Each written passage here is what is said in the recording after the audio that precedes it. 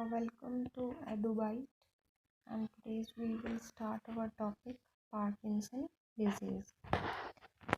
तो आज हम पढ़ने जा रहे हैं पार्किंसन डिजीज़ के बारे में, जिसके बारे में हम क्या क्या पढ़ेंगे, उसके सिम्टम्स के बारे में, कॉजेज़, डायग्नोसिस, ट्रीटमेंट और 10 अर्ली साइंस। अगर हिंदी में बात करें तो उसके लक्षण, उसके निदान, उपचार और 10 प्रारंभिक लक्षणों के बारे में हम बात करेंगे। तो चलिए, अब जैसे आपने डायग्राम में देखा है तो पार्किंसन डिजीज़ किससे रिलेट कर रहा है, मतलब हमारे दिमाग में कुछ होगा, कमी होगी तो उसकी वजह से क्या होगा, पार्किंसन डिजीज़ हमें हो सकती है। तो पार्किंसन डिजीज़ कहाँ पे होती है, देखिए जो ये ब्लू पॉइंट है ये क्या है, हमारे ब्रेन में क्या पार्ट है, सबस्टेंटिया नाइग्रा, और यहाँ पे बनते हैं हमारे डोपामाइन सेल्स। तो इस डोपामाइन सेल्स के बारे में आगे पढ़ेंगे। सबसे पहले जान लेते हैं पार्किंसन जो डिजीज़ है वो मेडिकली डिस्क्राइब किसने किया था। एक क्या बताया था इसको, न्यूरोलॉजिकल सिंड्रोम बताया गया था। किसने, जेम्स पार्किंसंस ने 1817। तो ये मेडिकली डिस्क्राइब न्यूरोलॉजिकल सिंड्रोम है, ये आपको याद रखना है कि जेम्स पार्किंसंस ने इसको बताया था 1817 में। अब पढ़ लेते हैं पार्किंसन डिजीज़ है क्या। पार्किंसन डिजीज़ और simply Parkinson's is the most common form of parkinsonism. Parkinsonism क्या होती है कि अगर एक से ज़्यादा अगर हमें सिम्टम्स एक ही आदमी में दिखते हैं तो वो पार्किंसनिज्म कह देते हैं उसको। A group of motor system disorder. Motor system मतलब हमारे, मोटर क्या होती है, हमारा चलना फिरना, उठना बैठना, हमारी बॉडी की मूवमेंट, उसको ज़्यादा इफ़ेक्ट करता है। It is a slowly progressing degenerative disease. Slowly progressive है, डिजनरेटिव डिजीज़ है, that is usually associated with the following symptoms. नीचे इसके सिम्टम्स दिए गए हैं, all of which result from the loss of dopamine producing brain cells।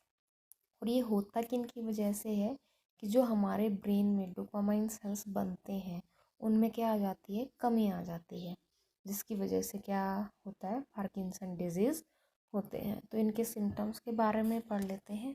Tremor और trembling of the arm, jaws, legs and face. Trembling या tremor मतलब कंपन, ठीक है। स्टिफनेस और rigidity of the limbs and trunk, एकदम से अकड़ जाना। स्टिफ मतलब मूवमेंट उसमें हो ही नहीं जाना, नहीं होना। रिजिड जैसे पत्थर हो जाता है वैसे हो जाते हैं। ब्रेडिकाइनेसिया मतलब स्लोनेस ऑफ मूवमेंट, की हमारी बॉडी की मूवमेंट में क्या हो जाता है, स्लोनेस आ जाती है। पोस्चरल इंस्टेबिलिटी और impaired balance and coordination.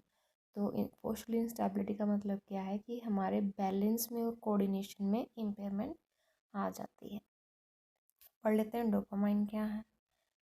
In Parkinson disease there is a loss of particular kind of neuron called dopamine neuron. तो हमारे पार्किंसन डिजीज के अंदर क्या होता है, एक पर्टिकुलर टाइप के न्यूरॉन है जिनको हम क्या बोलते हैं, डोपामाइन न्यूरॉन। और डोपामाइन न्यूरॉन क्या लिटिल सिग्नलिंग केमिकल प्रोड्यूस करते हैं जिसको क्या बोलते हैं, डोपामाइन, जो कि बहुत ही इम्पॉर्टेंट है हमारे नॉर्मल मूवमेंट के लिए, ठीक है। A lot of these dopamine neuron lives in the area of brain called substantia nigra. और जो ये डोपामाइन न्यूरॉन्स हैं हमारे दिमाग के कौन से पार्ट में रहते हैं, या मतलब वहाँ प्रोड्यूस होते हैं, सबस्टेंटिया नाइग्रा। तो सबस्टेंटिया नाइग्रा कहाँ मिलेगा हमें, हमारे ब्रेन के जस्ट स्पाइनल कोड के ऊपर, जो हमारा मिड ब्रेन है वहाँ पे क्या है, सबस्टेंटिया नाइग्रिया। और सबस्टेंटिया नाइग्रिया में क्या होता है, डोपामाइन न्यूरॉन्स। और डोपामाइन न्यूरॉन्स क्या प्रोड्यूस करते हैं, डोपामाइन केमिकल, ठीक है। When these neurons are lost, जब इनमें कमी आ जाती है तो हमारे डोपामाइन जो केमिकल है उसमें भी रिडक्शन हो जाती है। Again that because these neurons they are used to make a lot of our dopamine and how they are not here anymore। और अगर इनमें कमी आ जाएगी या बिल्कुल बनेंगे ही नहीं तो क्या होगा, डोपामाइन जो केमिकल है वो बनेगा नहीं, और डोपामाइन केमिकल नहीं बनेगा तो हमारे जो नॉर्मल मूवमेंट है उसमें कमी आ जाएगी, ढंग से मूवमेंट नहीं कर पाएगी बॉडी, और जिसकी वजह से पार्किंसन डिजीज़ हो सकता है। And this is really important part because when reduction in dopamine, that's when we start to see the main movement science of Parkinson disease. मैं बता चुकी हूँ आपको। अब देखिए डायग्राम से समझते हैं। सब्सटेंटिया नाइग्रिया, ये आपको वायलेट पार्ट दिख रहा होगा। In Parkinson's patients dopamine neurons in the nigrostriatal pathway degenerate. यहाँ पे होता है ये डोपामाइन पाथवे है और ये हमारा स्ट्रेट्रम है। ये पूरा ब्रेन का पार्ट दिखा रखा है, ये अलग अलग पार्ट है, इनके नाम है, ठीक है।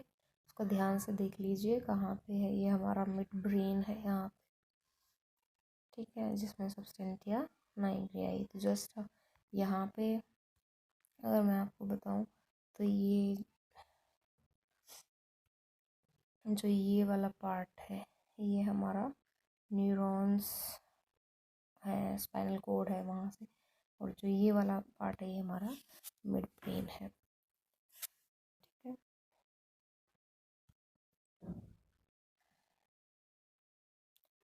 अब आगे चलते हैं।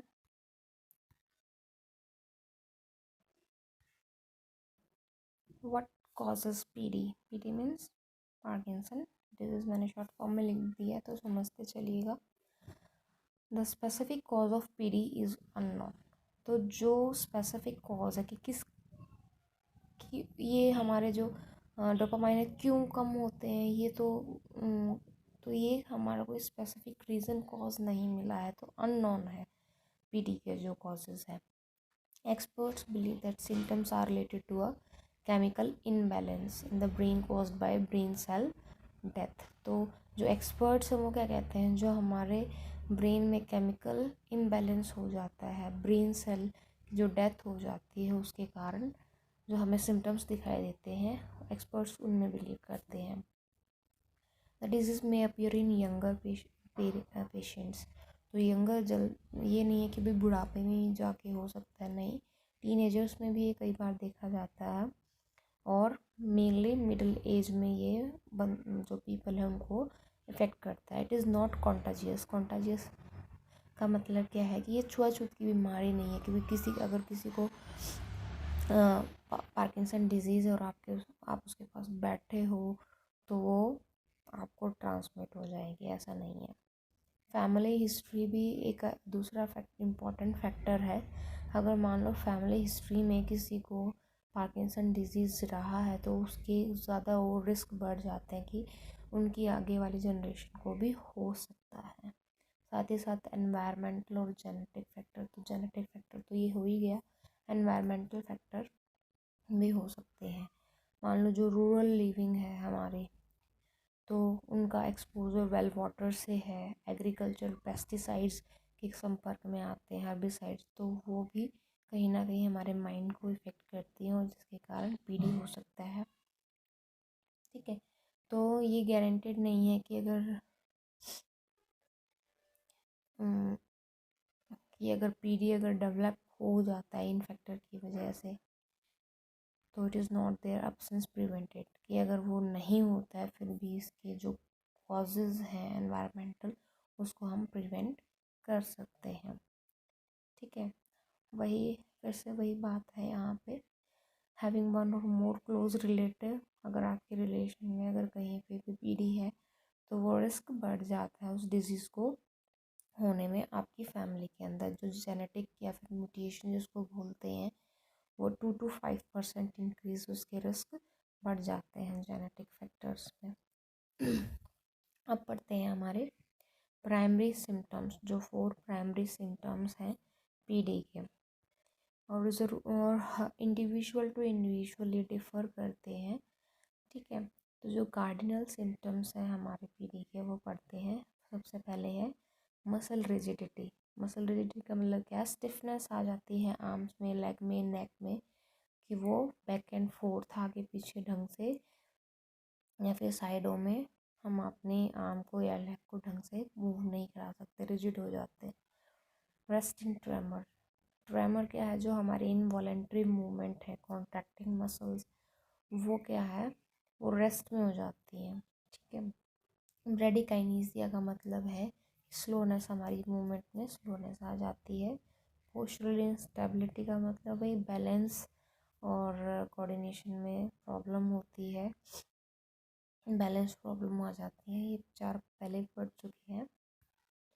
अब आते हैं अदर सिम्टम्स के बारे में, जिनको हम डिवाइड करते हैं motor and non motor symptoms. Motor मतलब जो मूवमेंट से रिलेटेड है, तो मोटर सिम्टम्स हमारे हैं जैसे tremor, bradykinesia, rigidity and freezing in place, stoop posture, shuffling gait, decreased arm swing when walking, difficulty rising from a chair, Micrographia मतलब hand writing small हो जाती है, क्रैम्प हैंड राइटिंग, आड़े टेढ़े लिखते हैं अक्षर, लैक ऑफ फेशियल एक्सप्रेशन। ठीक है, मतलब हम उनके फेस पे कोई एक्सप्रेशन नहीं होता, खुश हैं तो खुश नहीं पता चलता, दुखी है तो कुछ दुखी नहीं पता चलता। स्लोड एक्टिविटी हो जाती है उनकी डेली लिविंग की, ईटिंग, ड्रेसिंग, बाथिंग की, difficulty turning in bed, remaining in a certain position for a long period of time. ठीक है।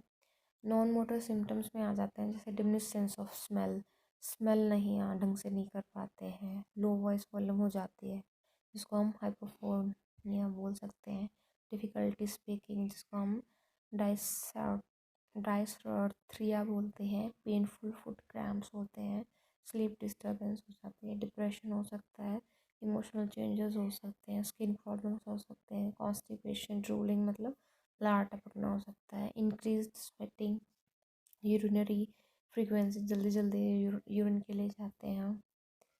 तो अब बात करते हैं पीडी के डायग्नोसिस को, डायग्नोस कैसे किया जा सकता है। तो अलग अलग मेथड्स हैं जिसको न्यूरोलॉजिकल एग्जामिनेशन के थ्रू अगर हम जाते हैं तो उसको न्यूरोलॉजिकल एग्जामिनेशन के थ्रू हम पीडी को डायग्नोस कर सकते हैं। तो इसके कैसे सिम्टम्स इवेलुएशन हुए, उनकी सीवियरिटी क्या है, इनको देखते हुए हम न्यूरोलॉजिकल एग्जामिनेशन करते हैं। ट्रायल टेस्ट ऑफ ड्रग्स, अगर ये काम नहीं करता है तो हम जो ड्रग्स हैं, ड्रग्स इन द सेंस दवाइयों का सहारा ले सकते हैं ट्रायल टेस्ट के लिए। कंप्यूटेड टोमोग्राफी स्कैन मतलब जिसको सीटी या सीटी स्कैन बोलते हैं, एमआरआई, मैग्नेटिक रेजोनेंस इमेजिंग। देखिए ये यहाँ पे सीटी स्कैन क्या होता है, एमआरआई, इनकी जो डेफिनेशंस हैं वो भी पूछे जा सकते हैं, तो आप इनको अच्छे से पढ़ लीजिए। तो अब आगे चलते हैं, ट्रीटमेंट कैसे होगा पार्किंसन डिजीज़ का। तो पार्किंसन जो डिजीज़ है वो क्या है, स्टैंडर्ड ट्रीटमेंट इसका नहीं है। ठीक है, तो हम पर्सन के ट्रीट जो उसके सिम्टम्स हैं देखते हुए उसके अकॉर्डिंग हम उसका ट्रीटमेंट करते हैं। ठीक है, या वो ट्रीटमेंट में क्या हो सकता है, मेडिकेशन दवाइयाँ दे सकते हैं उसको, या सर्जिकल थेरेपी कर सकते हैं। दूसरे अगर ट्रीटमेंट देखे जाए तो उनकी लाइफस्टाइल में मॉडिफिकेशन कर सकते हैं। ठीक है, उनको एक्सरसाइज करवा सकते हैं ताकि उनकी मूवमेंट बनी रहे। अब आगे चलते हैं, जो 10 अर्ली साइंस हैं उनके बारे में पढ़ते हैं। Tremor, A tremor while at rest is a common early sign of Parkinson disease। तो सबसे पहले अगर आपके हाथों में कंपन हो रही है, ये नहीं, कंपन तो वैसे भी सबको हो जाती है, तो इसका मतलब ये नहीं समझ लेना कि आपको पार्किंसन डिजीज़ हो गया है। तो नॉर्मल चीज़ क्या है कि shaking can be normal after lot, अगर आप बहुत ज़्यादा एक्सरसाइज करते हैं उसके बाद भी आप ऐसे रुक के देखो तो आपके हाथों में क्या है, कंपन पैदा हो जाती है। स्ट्रेस में हैं आप, ठीक है, इंजरी लग गई है, डर के मारे तब कभी उठ जाती है, तो shaking could also be cause by medication you take. अगर आप कोई दवाइयाँ ले रहे हैं उसके कारण मान लो कंपन हो गई हाथ में, तो ये सब चीज़ें क्या हैं, नॉर्मल हैं, तो उनको हम पार्किंसन डिजीज़ के साइन नहीं बोल सकते हैं। ठीक है, small hand writing, you may notice that you may right words on a pages has change, अगर आपके लेटर चेंज हो गए हैं, ठीक है, क्राउडेड टुगेदर मतलब पास पास लिखना शुरू कर दिया कि तो ये मे भी हो सकता है पार्किंसन डिजीज़ के दूसरा साइन हो। लेकिन अगर हम कहें नॉर्मल चीज़ क्या है इसमें, तो क्या है, sometimes writing can change as you get older. जैसे जैसे आप बड़े होते हैं, किसी का मतलब छूट जाती है आदत लिखने की, फिर भी हमारी राइटिंग में कुछ चेंज आ जाता है, ठीक है। और स्टिफ हैंड्स हो जाते हैं, फिंगर और पुअर विजन हो जाती है। उसकी वजह से भी क्या होता है, मिडिल एज में हमारा हैंड राइटिंग चेंज हो सकती है, तो ये नॉर्मल है। लॉस ऑफ स्मेल, अगर आपको ट्रबल हो रही है फूड की स्मेल लेने में, चाहे वो बनाना है, पिकल है, और कोई चीज़ें आपको स्मेल नहीं आ रही है, तो आप अपने डॉक्टर को स्मेल कर सकते हैं। बट नॉर्मल चीज़ें क्या है, अगर आपको मान लो फ्लू हो गया है या फिर कुछ हो गया, उसकी वजह से नाक बंद है, तो स्मेल नहीं भी आ सकती है, थोड़ी देर में आप ठीक भी हो जाओगे। फिर है हमारा ट्रबल इन स्लीपिंग। समटाइम आपने नोटिस किया होगा कि आपको मूवमेंट, करवट लेने में या फिर इनमें परेशानी बहुत ज़्यादा बढ़ जाती है, या ढंग से सो नहीं पाते हैं, तो ये में भी साइन हो सकते हैं पार्किंसन डिजीज़ के। लेकिन अगर हम नॉर्मल बात करें तो क्या होता है, टोज एंड टर्न होते हैं, कभी किसी को जल्दी नींद आ जाती है, कभी नहीं आती है। स्लीपिंग जर्क्स जो होते हैं वो आ सकते हैं, वो कॉमन चीज़ें हैं, ठीक है। अगर आप दिन में सो जाते हैं तो रात में नींद नहीं आती है ढंग से, तो ये नॉर्मल चीज़ें हैं। ट्रबल मूविंग और वॉकिंग, वॉकिंग में या मूविंग करने में आपको ट्रबल हो रही है, ठीक है, स्टिफनेस आ रही है आपके पैरों में, तो मे भी कहीं ना कहीं ये चांसेस हैं पार्किंसन डिजीज़ के। बट नॉर्मल चीज़ क्या है कि अगर आप इंजर्ड हो गए हो, शोल्डर में लग गई है चोट या आर्म में लग गई है, तो कहीं ना कहीं वो थोड़े दिनों में हील हो जाएगी, ठीक है। तो आपको ऐसा नहीं सोचना है कि भाई अर्थराइटिस जैसे सिम्टम्स हो गए हैं, अकड़ गई हैं टांगे वगैरह, तो ये सब चीज़ें नॉर्मल हैं। कॉन्स्टिपेशन हो सकता है आपको, मतलब अगर ज़्यादा दिनों तक अगर ये रहता है, बाउल में ज़्यादा प्रॉब्लम रहती है, तो कहीं ना कहीं में भी ये कॉन्स्टिपेशन के निशान है, और पार्किंसन डिजीज़ के कहीं ना कहीं ये सिम्टम्स में आ जाता है, तो मे भी आपके डॉक्टर को कंसल्ट करना चाहिए, ठीक है। अगर हम नॉर्मल बात करें, अगर हम अपने खाने में फाइबर की मात्रा कम कर देते हैं, तो भी हमें प्रॉब्लम हो जाती है, बाउल प्रॉब्लम और कॉन्स्टिपेशन की शिकायत होती है।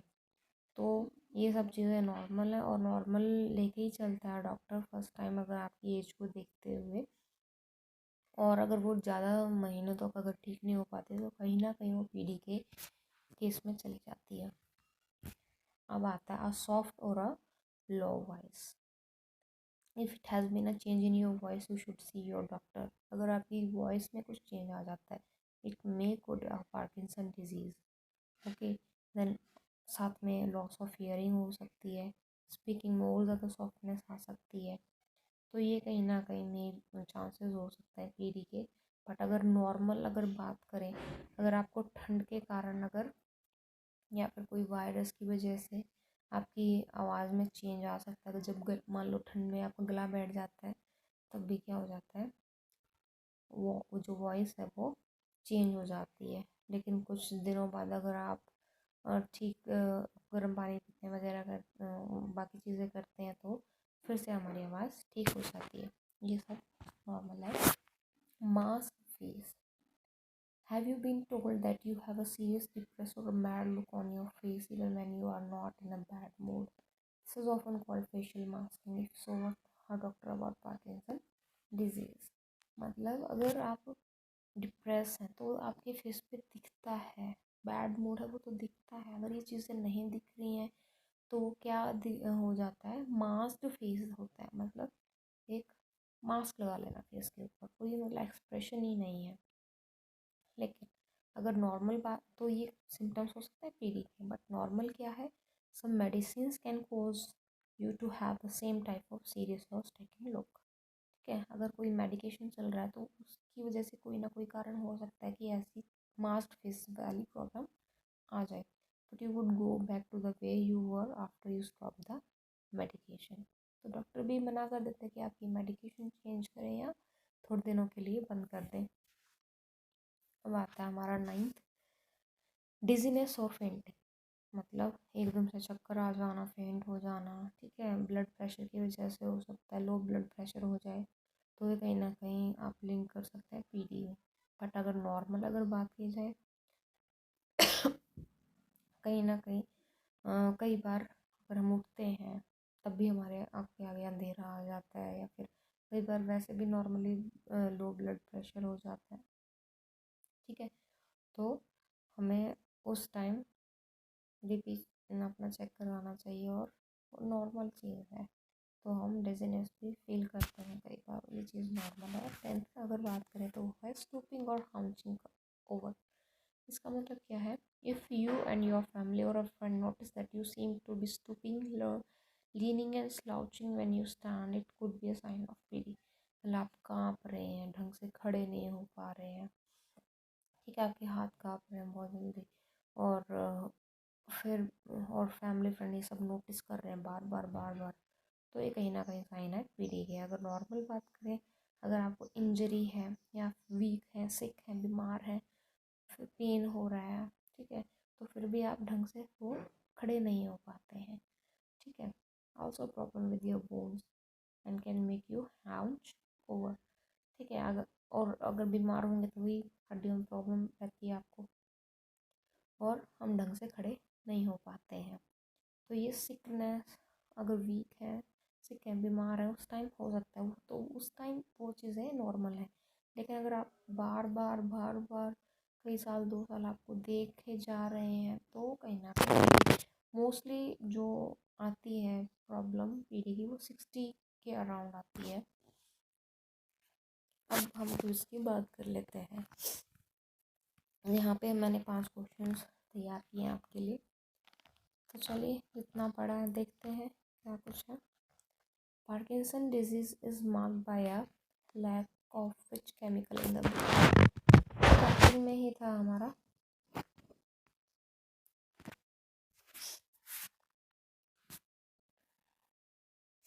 बताइए किस केमिकल का कमी हो जाती है ब्रेन में जिससे पार्किंसन डिजीज होता है? तो वो है हमारा dopamine. What is the average age when Parkinson disease first appear? अभी अभी जस्ट बताया था कि अराउंड 60 के आसपास हमारा पहली बार दिखाई देता है। वैसे तो मैंने बताया था कि टीनेजर्स में, बट वो बहुत रेयर चांस होता है, बहुत ही rare. What is often the first symptoms of Parkinson disease? पहला सिम्टम क्या जो देखने को मिलता है? तो वो है हमारा शेकिंग ऑफ हैंड और फुट। डायग्नोज की बात करें तो हम कैसे डायग्नोज करते हैं? सबसे पहले विद द न्यूरोलॉजिकल एग्ज़ाम।